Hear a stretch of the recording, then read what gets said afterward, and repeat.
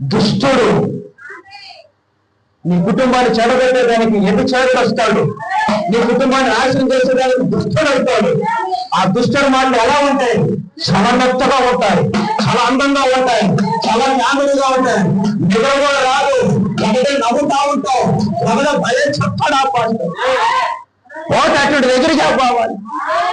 ఈ పాస్టర్ వద్దు నీకు.